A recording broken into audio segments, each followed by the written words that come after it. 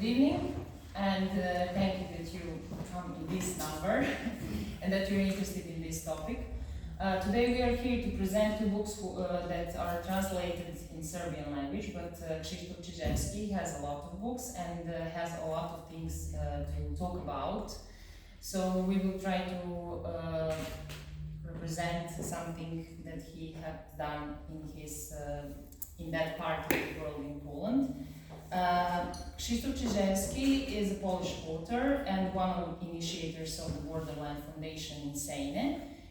He studied literature. He was also involved in Gardzienice theater, which is avant-garde theater, and he worked there. But then suddenly decided to move to another topic and to go to Sejny and to start something totally new. And where have you find your motivation from acting and from that art going to cultural activism, if I can say it like that? Few words about Gardzienice, because it still exists, this group of theater people. Gardzienice is the name of a village near Lublin, and the main aim of our activities, starting from the end 70s, was to organize something what we called expeditions to the villages and to the regions where ancient cultures still survive. Yeah, first in Poland, but then we started to travel all over the world. Now, it was this kind of anthropological theater. At that time, Peter Brook was traveling to Africa, Eugenio Barbara was traveling to South America, Grotowski was traveling to India, and we were traveling to the Native Americans, to Sami people in Lapland, in Scandinavia, to Aborigines in Australia. So the aim was to find traces of old culture, old traditions like rituals, songs, dances, lamentations, and incorporate it into the avant-garde theater performances, which, for example, we have this romantic drama, famous drama by Adam Mickiewicz, Dziady, the All Souls Day. But one of the parts of this drama is a kind of a mysterium, which happens on the cemetery, where you call the souls of dead people. Yeah? And when you put it in literature, you just have a literature, but our aim performing it was to come back to the ritual, to the mysterium of that tradition, and that's what we started to do. Okay, so I'm telling you this because the main thing for me was the meeting with people. So you go to the village, you meet old people, you ask them to share with you most intimate, most precious things, memories they have, and they give you everything, because we are spending a few days, making music together, dance together. So you take it for yourself, and you disappear, and mostly not coming back, never. You just end up on the festivals in different cities of the world. So that was my problem, that these people expected something more, that we just started a kind of relationship, and that it will happen something more than just an expedition and a short visit. And because of this longing of doing something more with people, to stay with them, to go deeper, because what can you do when you have, Peter Brook can have 2 weeks of expedition in Africa? It could be exciting, but you are aware that you are on the surface of something. Yes, you meet people in short time moments, and then you disappear. You just experience a little bit of something, if I would know about my town where I'm living now, the things when I first came, and when I compare it with today, after 35 years, the knowledge is completely different, yes? So I was longing for such kind of deep, more profound knowledge about what this world or what this tradition is, yeah? So that is about me and my colleagues. When we started to think in the late 80s that we should find another way of practicing art and culture. And when only 1989 happened, we decided to establish the foundation, which was the first possibility in New Poland. It was one of the first cultural foundations we did, and then moved to a small town. We didn't know at the beginning where. We just did like kind of a caravan, gypsy caravan, that we had 2 wagons, one for our children with a jeep, another for scenography for our with a horse. And we started to travel to the east. You know, it was a kind of journey to the east. Not knowing exactly when we will end up, yes, but with the determination not to give up and to find a place we can stay for long. And that's how it happens that we reach this small town Sejny, which is just on the border with Lithuania. So it's northeastern part of Poland, close to the Belarusian borders. And in the very center of this town, there was an abandoned Jewish quarter, because in the past it was Sztepki, yeah, mostly Jewish town. In 19th century, late 19th century, there were like 70% of inhabitants were Jews there. So, and miraculously, the synagogue survived, the yeshiva, former buildings survived, the Hebrew gymnasium survived. So now our headquarters in this town are these 3 buildings which we revitalized for the Borderland studios. And in 1990, we opened up, which was very crazy, a center supported by local government, Borderland of Arts, Cultures and Nations.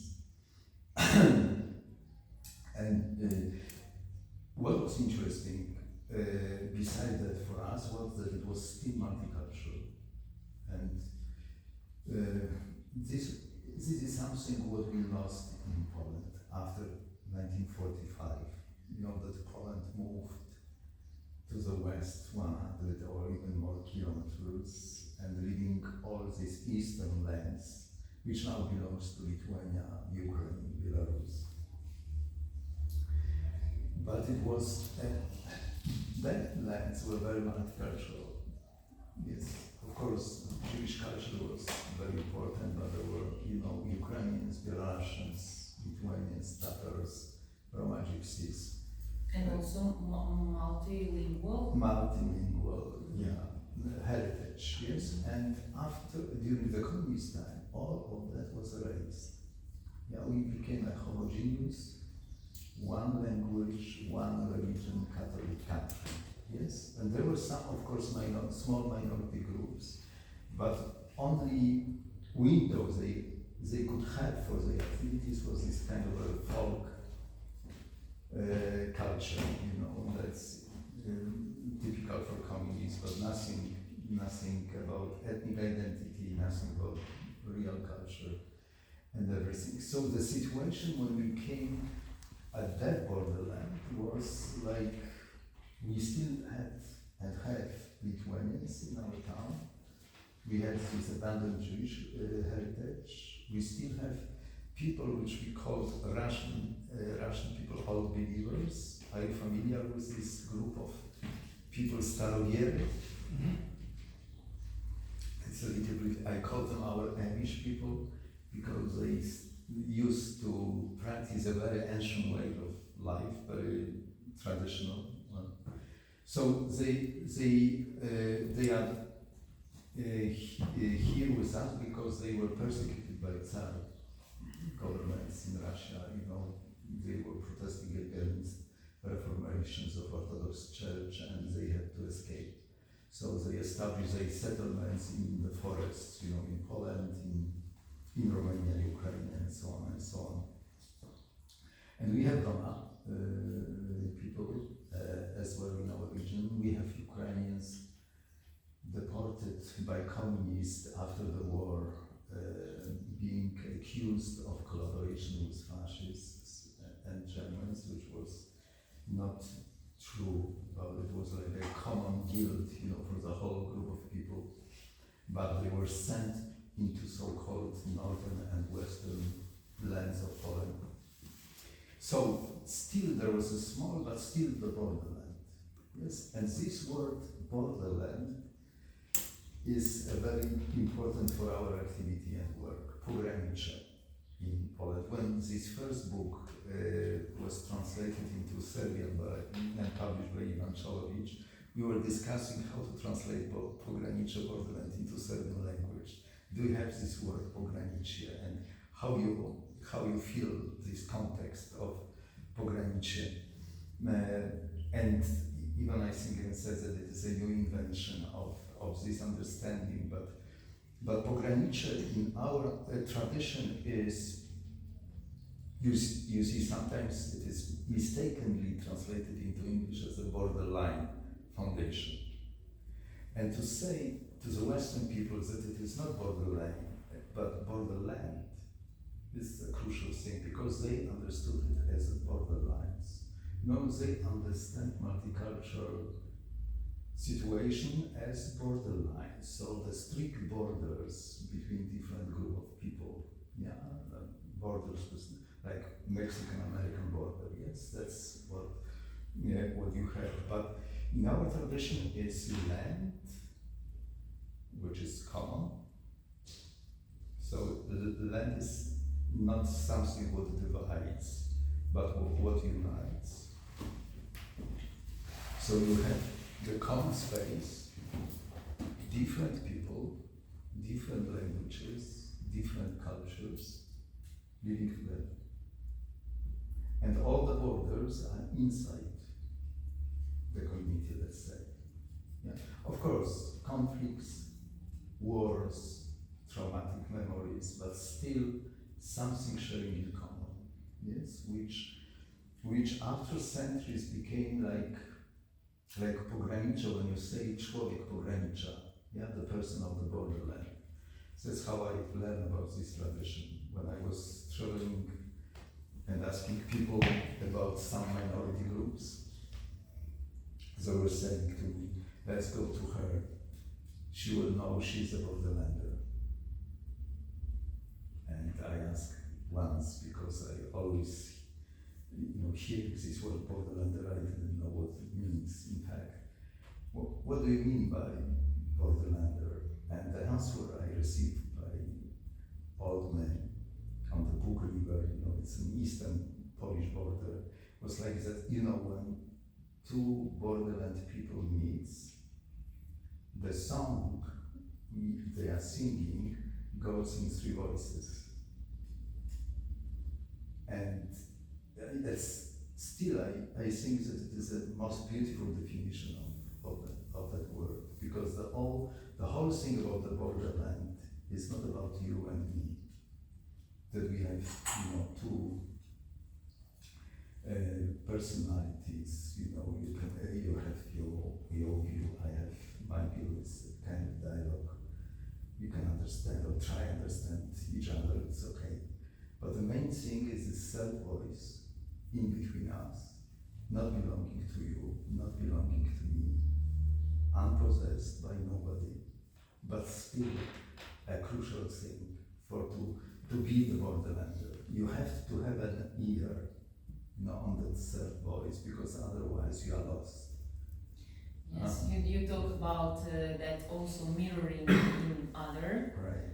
And but my question is, are people ready to find the truth if they try to listen the other side? not only to say what they want to say. And it was hard for them because of the history.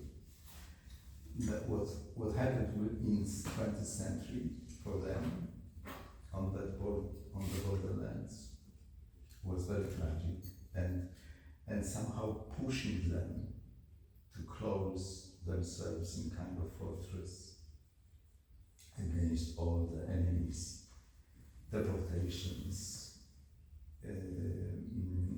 empires, and so on. So this, I call it ethos of the borderland, somehow disappeared or possessed by rare people. And they were treated like losers. Like the history didn't belong to them. You could be the borderlander, but what it is, you don't have any power. Because the power was, to be strong in your national belonging, yes, or religious belonging, and then you feel stronger, yes. So there was time of creating national states on the borderlands, strict borders, fights along the border. In our town, Sejny was, during after the First World War, we were fighting Poles and Lithuanians to which newly established national state. All this region would belong to Poland or to Lithuania. It wasn't clear. And it was like a very cruel neighborhood war. And when I first came to Sejny, I saw murals, on the walls, like Lithuanians to gas chamber. Imagine. I couldn't believe in that. Yeah, and for me, I came from Poznan, from the western Poland. For me, Lithuanians were like heroes. When we were in the underground, communist underground, we were in strong connection with dissidents, from the Soviet Union. And the strongest anti-communists in Soviet Union were Georgians and Lithuanians. Yes.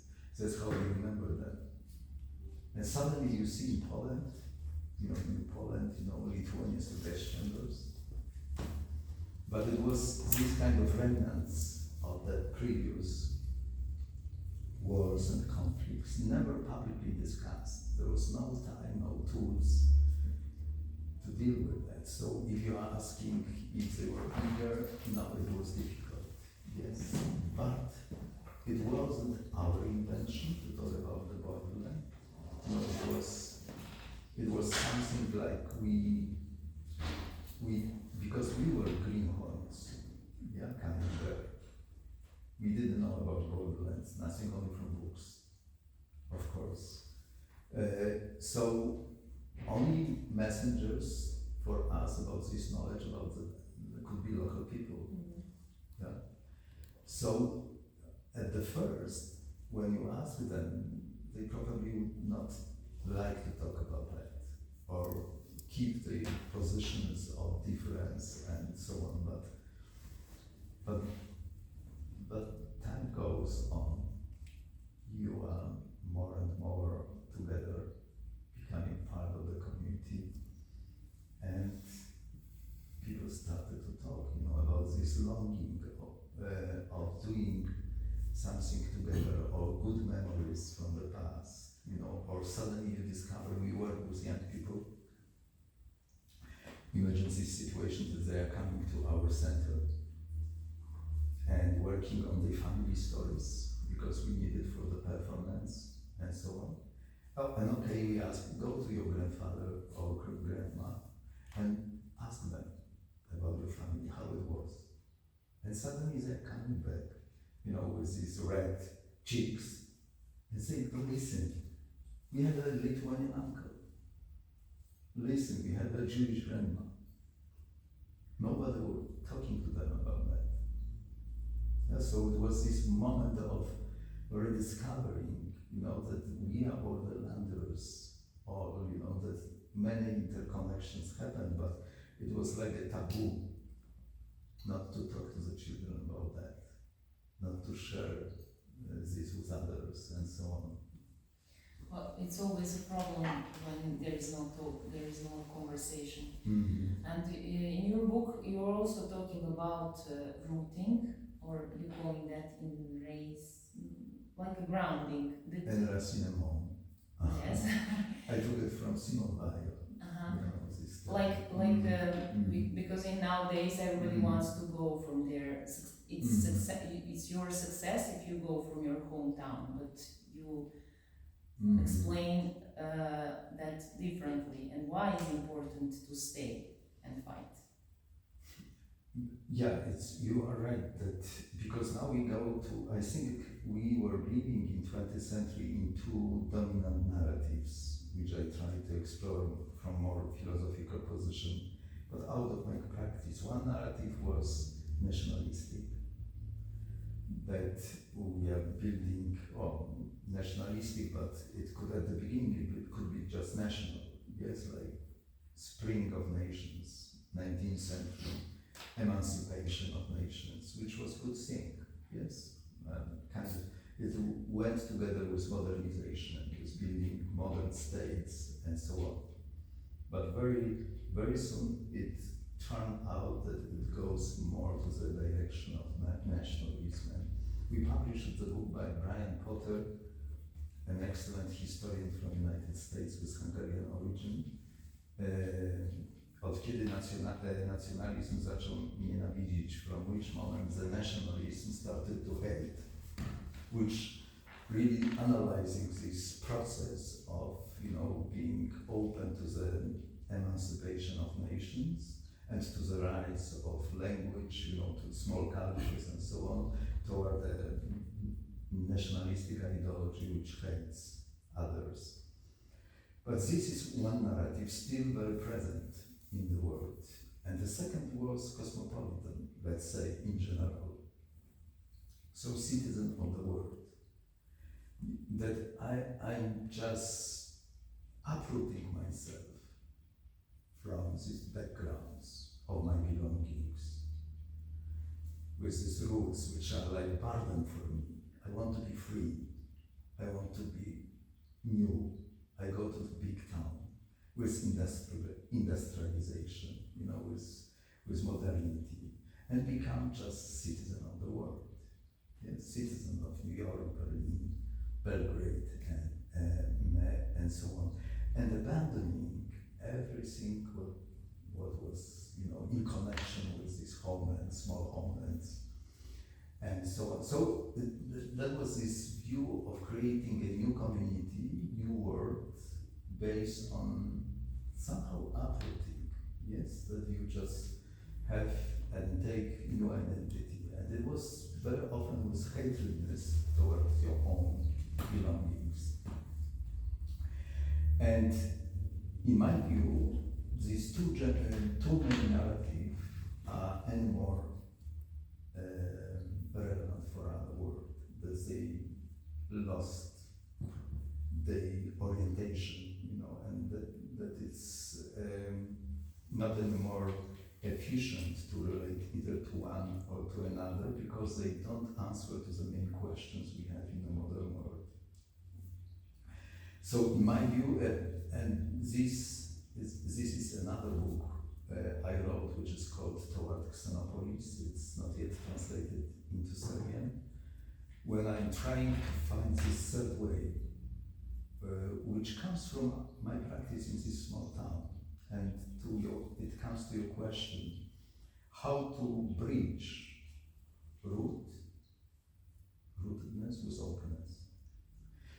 In fact, what I've learned from the local community, there is no openness without rootedness, in fact. So, people who don't have a roof over their head started to have problems with neighbors, with others. So if they are uprooted, not full with themselves, with their language, with their belongings, they started to hate. They started to be aggressive towards the others because they are not certain about themselves. When you read the diaries Hitler wrote during his time in Vienna, when he was, this unsuccessful painter in a Vienna milieu, you would find all these complexes that he started to hate, or as I'm now quoting him, all these mixtures of Slavs, Jews, and Gypsies. I understand it as a position of a person who did not have a certainty who he is, and the real belonging. So, and in that position, you start to build your home. You're struggling with the others and build your prestige on the hatredness toward the others. So, for me, and it is like sickness of contemporary worlds. That's why I'm relating it to this book Simone Weil was writing at the beginning of the 20th century. Simone Weil is a French philosopher who, being student of a very talented philosopher, she went to work to the fabric with workers and started to analyze the problems, the family problems, immigrants problems, family life, community problems. And the result of the explorations were that the main thing, the main sickness of this life is uprootedness. That they are, because they are uprooted, they can't find the position in the world around. The same later on Hannah Arendt was writing in her Human Condition, when she comes back to Greek tradition, and she's writing that the very important thing is when you have your property as a person, as a family, there is a cornerstone of your of the limits of the borders of your property, and you should guard this cornerstone, because when it will be erased or stolen, you will lose your orientation, and you will not be responsible anymore for your place, and because of that, you will not be a real participant of democracy. Because for Greeks and for Hannah Arendt, the same was to be participant is to come with certain responsibilities, but like a delegation for a certain place, certain community you are belonging to. And when it is cut off, then it's like cutting off the root of democracy itself. Yeah. Also, because there is, you as a human being, you don't have a position to be responsible fully for something.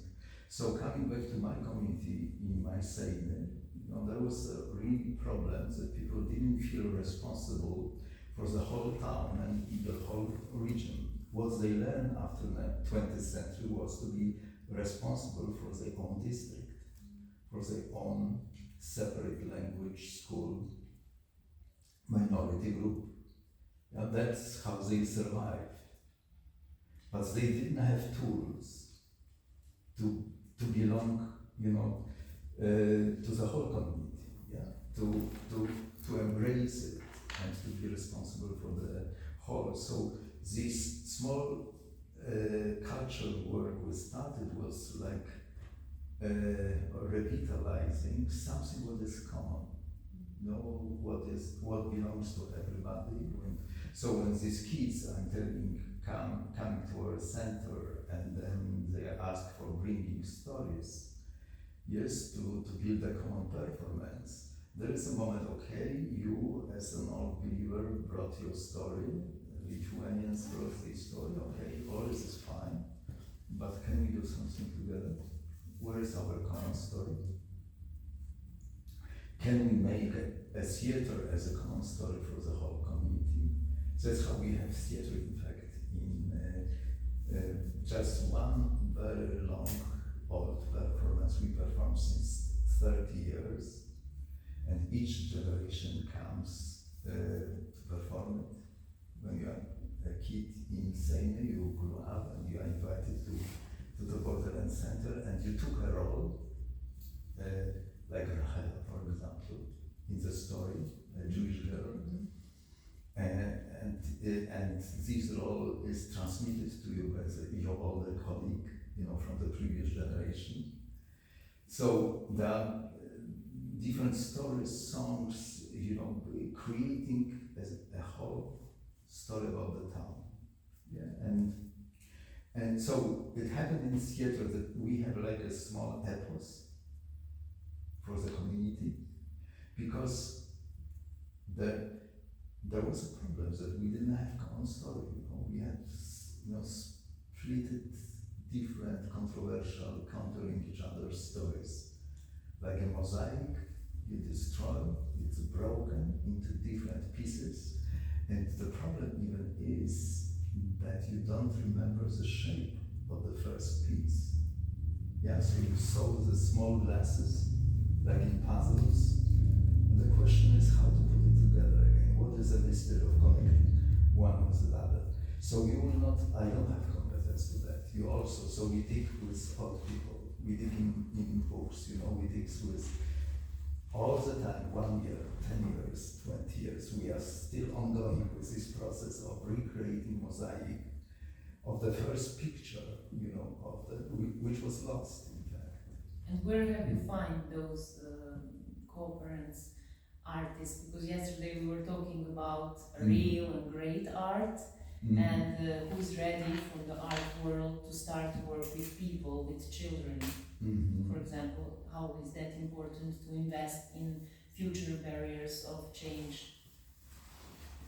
Yeah, in fact, it was our first partner, because imagine people coming from outside. We were, as a first team, only one person from my first team was a local one, Aboriginal. Guess what? An artist and painter who grew up in Sejny. And he was my student in Poznan in Art Academy for a certain period. All others are outsiders.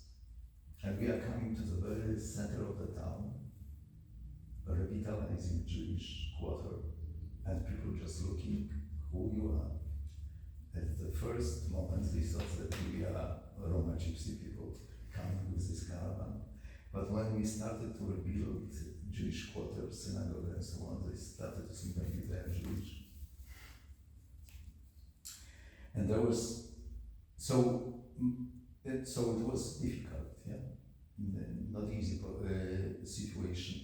So, but we started first to invite young people for this work, attract them with music, with theater, with film making. And then slowly, through the young people, it was this need, go to your family, to your fathers, grandparents also ask, because their knowledge is needed, their experience is needed. So this moment of giving a sign that the older generation is important, which I don't know how it was in Yugoslavia and in Poland, everything what was old was marginalized, in culture. No room for old people and memories. Discotheque, pop culture, and young people were absolutely not interested in the stories of the ancestors, and the elders. So the gesture we did was, look, but this is maybe relevant. This story of your grandma could be very, very interesting, and they're like a treasure for us. Okay, so these old people started to understand that maybe there's a connection between us about building this common story. This is one level. And second level, even at the beginning it was more important, was that, these old people, old generation, elders, parents, saw in one moment that we took this work with the kids very seriously. What it means that the level of this work, the craft we demand, is high.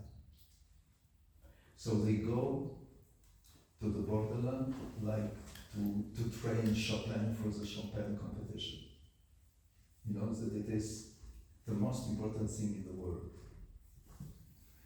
And everything what we do should be as beautiful, as craftful as possible. So this table should be fixed well, you know, not moving, because otherwise it doesn't work. So the respect we received from the people was because of this table being done very good.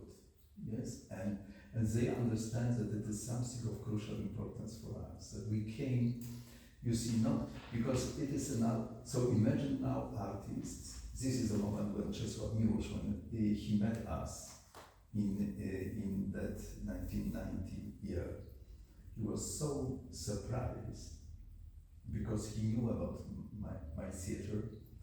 He knew that we are kind of avant-garde theater people. So he would imagine that after 1989, we would end up in Berlin, in New York, on the festivals. What we were doing here? He was asking. Why here? In these abandoned lands, provincial. And so, but for us, and the same was with the people, yes, that they could think, okay, maybe they want a kind of studio, like Grotowski had a studio in a small village, Brzezinka. There is a village near Wrocław, or Gardzienice, we had. So they are artists, but they have a closed studio.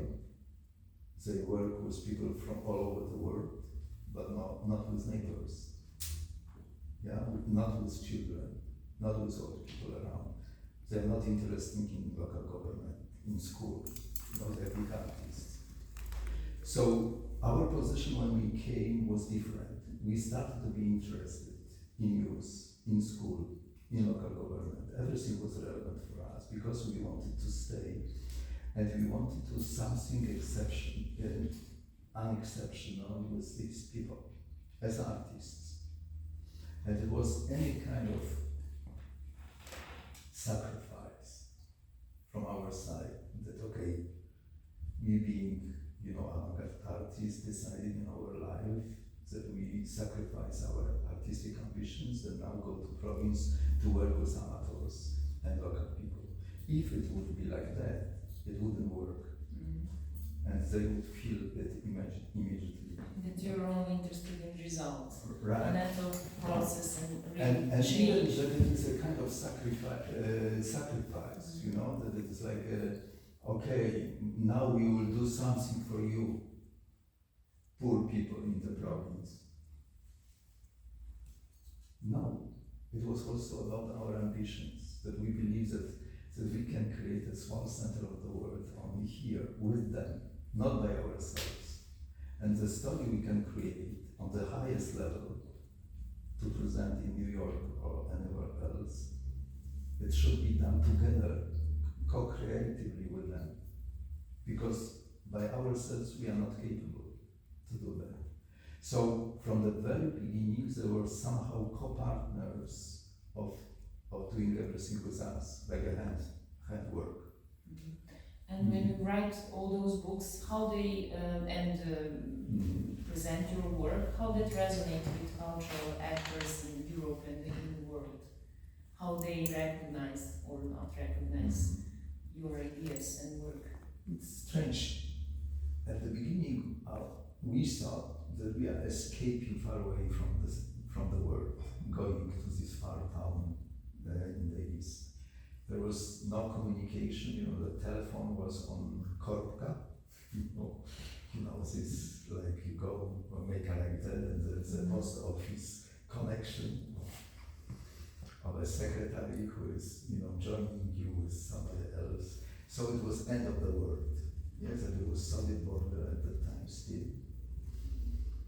So the feeling was that we are somehow at the end of the world, but very soon we realized that we are in the very center of the world with this topic of borderland, which became a topic of modern world.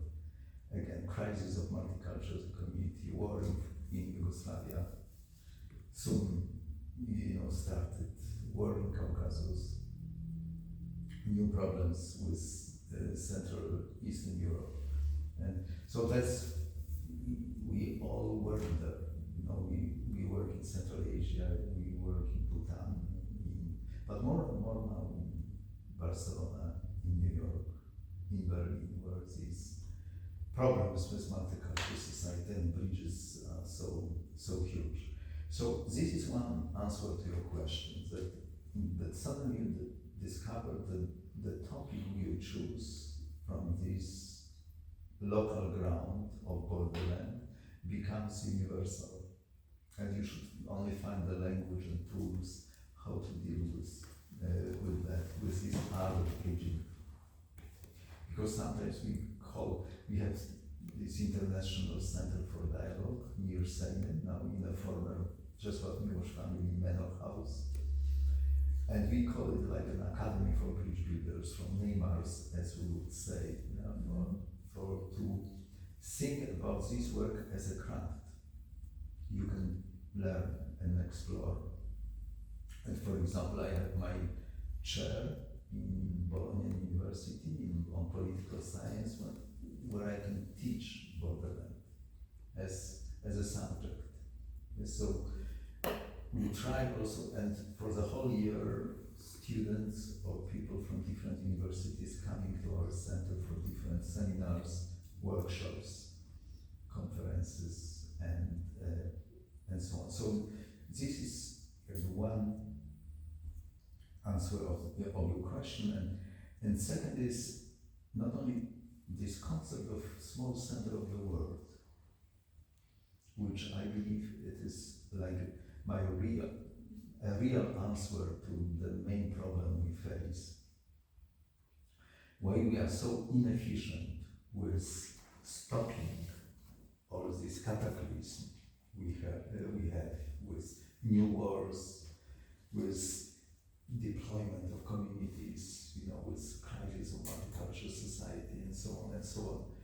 One of my answers is that we are somehow possessed by this biblical Goliath, this big number or posture which was fighting with David. And so that we are somehow lost our trust to small, that we are kidnapped by big numbers. And so it means, here in Subotica, yes, look, somebody can look from outside to us. We are here like so small group of people. Doesn't anything matter?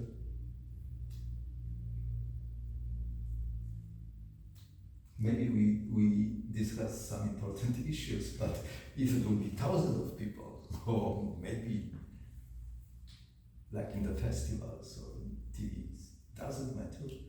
That we like 10, 20 people have courage to give time and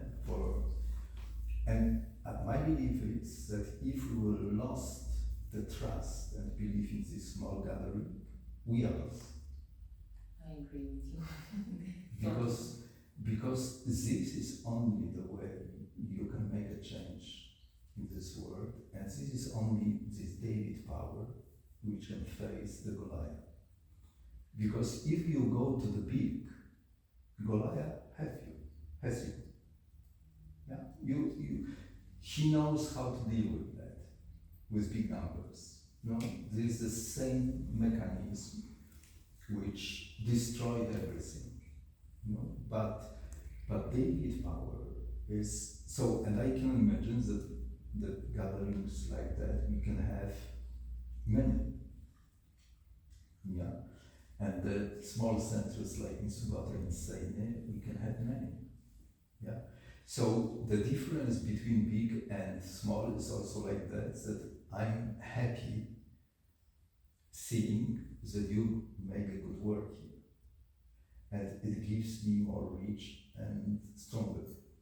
If I would be a big power, I would like to monopolize you. Yeah, I would like to show that I'm bigger.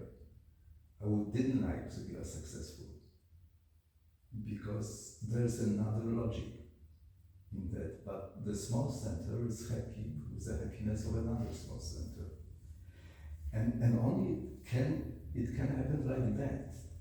The bigger centers never will like each other. You know, this is the logic about deserting everything around and monopolizing it to create these bigger things and being, in fact, all the time ineffective. Because you can go with the best intentions to that, and you believe that, okay, let's do a huge festival, we'll invite much more people to these beautiful ideas, we'll create a huge institution, with TV will be with us, politicians will be, so we will make change. No. Small and individual. And strong and continuous for years. So this time category, you know, for our work is another crucial thing. You know, we are working in one place 35 years. So, and we didn't create any festival, any big event. You know, it's all like cultivare, that's the root of culture, in fact, which we also lost. I think we are event-oriented culture all the time. So for me, of course, we can have important events like holidays, which is another question. I think we lost holidays also, events except holidays, but the question is, what is next day, yes, to do, and how to continue it, yes, and so on. So it's all the time a battlefield with so many. So if you ask me about this impact of that, I think I was mentioning you when I first publicly read this small manifesto about small center of the world. It was in Amsterdam in a big gathering of European Culture Foundation and award, and that was the moment I understood, because awarding us and not, you know, just huge European institutions like that was by the jury, which I didn't know these people, that they wanted to say to Europe that we should invest in culture in other way, maybe, or to reshape our philosophy about culture, rescaling it. Because I think the problem with scaling, you know, it's very much in that philosophy about rescaling, changing, or evaluating something what is small, particular, and grassroots based, and so on. So slowly I see some symptoms of mutual understanding, you know, between even big institutions, grant givers, policymakers, to change it.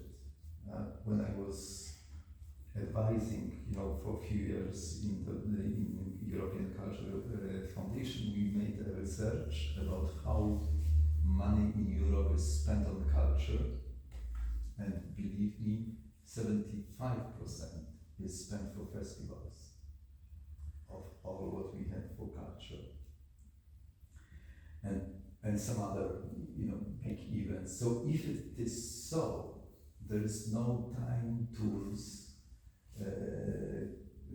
capacities for making this daily cultivation work. Yes. So it's no time for culture, in fact. And in Ethos of Poland, you're talking about different areas and regions. And do you believe that in every region bridging is possible, or there are some places where people cannot live anymore together? I have this question since Yugoslav war. Borderland. When I first came here, I remember with my friend Kostek Dever. He was a journalist from Gazeta Wyborcza. And we were traveling here with Tadeusz Mazowiecki, assisting him with this mission during the war. He was, I remember, he was showing me these fired bridges in Mostar, in other places, and was asking, look, while you are thinking about this bridge building, look what happened. One night, nothing exists. Yeah? Maybe people don't need bridges. You know, the tanks can come via bridges to you. There's insecurity connected to the bridge and so on. And maybe he was asking, maybe you are imposing your idea of bridge, you know, to the people. Maybe they don't want it. Maybe they are more secure on, you know, having a stable life on one bank.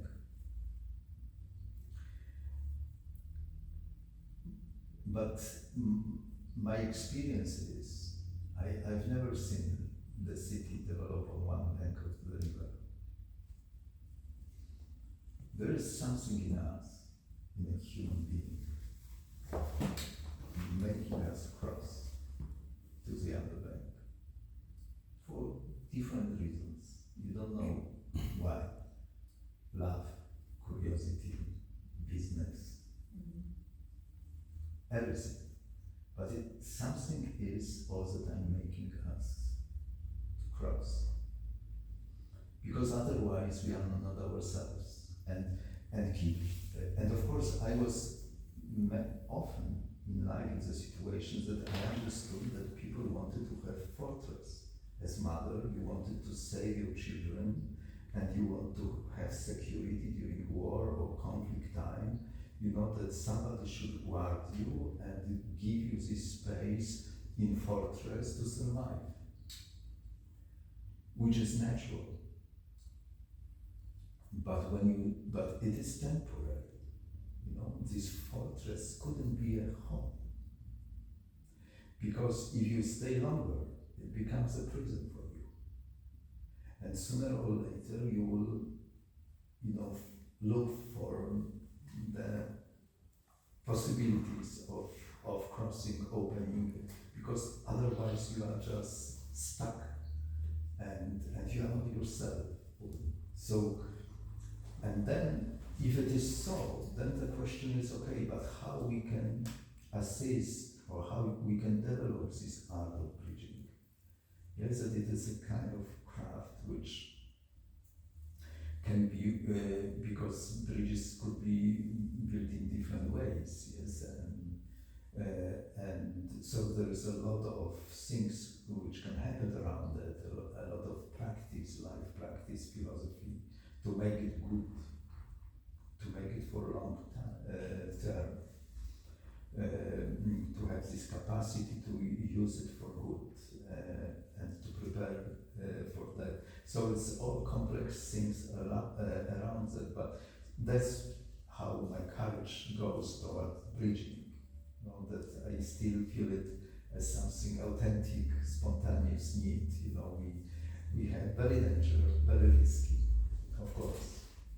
It is like we had this wonderful in Poland, you know, psychologist, Kazimierz Dąbrowski, very important. He was very like a cult figure for us when it was during 70s, us, I mean, people engaged in counterculture at that time. And he developed this concept of positive disintegration, dezintegracja pozytywna, that for your development, you need a disintegration. You need to break your status quo, your ties, your everything, you know, because otherwise you will not develop yourself. Yeah, so for your spiritual, cultural development, this kind of risky disintegration is needed. But if it is only that, and imagine this disintegration could be like a bridge. You go to the other side, you left your own bank, you risk your life, you risk, as a mother, you always would like to have your child close in the house. We are always trembling that she or he will cross the threshold and something wrong will happen to her, to him. So it's a very kind of a natural human behavior that we want to keep our child in our house. But sooner or later she will cross. There is no excuse of that. Yeah? So you go to this disintegration, to this risky situation. But for Dąbrowski, the main thing was to make it as a positive, constructive act of doing things, that crossing bridge is not enough. I would even say metaphorically that the bridge, the well-constructed bridge, is a bridge which helps you to return to your side again. Yeah? The bridge which goes only to one side, who takes you to the other side, is not enough, because sooner or later you should integrate yourself again on different level, using this experience of the disintegrations, meeting others, being experienced with all difficult things, misunderstandings and so on. But at a certain point, and this is, I see, the role also of culture, not only contesting, not only disintegrating, opening up, and like a riot, like a freedom wheel, but also what I call in this book, I guess, culture and solidarity, which is also in the terms that freedom is not enough, that you should find yourself in a situation of building something with other people, building yourself again with others. We're coming to this town, Sejny, we should develop this workshop of, I call it culture of solidarity, rather than culture of freedom, which I knew from my past life. We wanted to have freedom. What happened, I don't know how you feel in Yugoslavia, in Serbia, but what happened in Poland during this last decade was that we needed solidarity for gaining freedom, sovereignty, independent, our own state. So we had this slogan, nie ma wolności bez solidarności. There is no freedom without solidarity. And we had this solidarity movement, which was helping for gaining freedom. And it happened. We had 1989. We have more or less free state and country.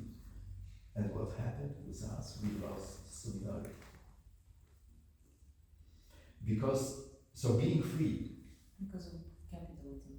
Because of capitalism, but also because of lacking this possibility of having experience with solidarity, which is not built on this national barricade for freedom, but daily life, neighborhood, community life, and to build solidarity on that. We only knew solidarity for these big numbers and national revolution, of that. So there was no time in our recent history to learn this capacity of being solidarity with simple people, with your neighbors, with your neighborhood, and so on. Now is the part if you have some questions, like audience.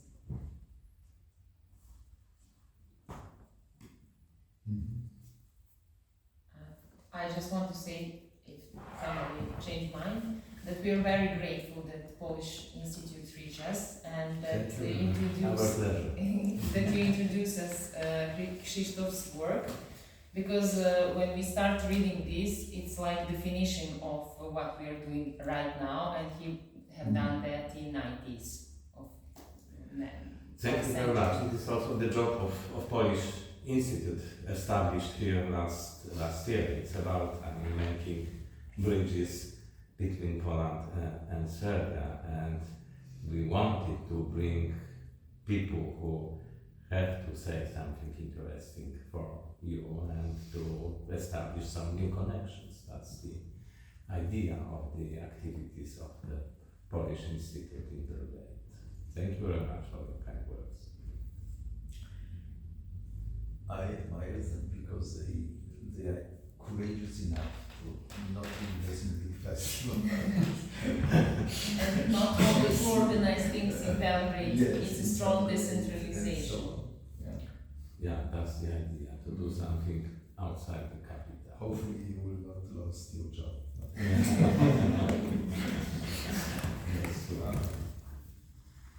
Okay, if you don't have any question, I suggest you to read these books. We can borrow you. Still, they don't have it to sell it, but it's really very inspiring and gives strength to continue to fight, but not in a negative, but in a positive way for change, for social change that we really needed in these times. Thank you.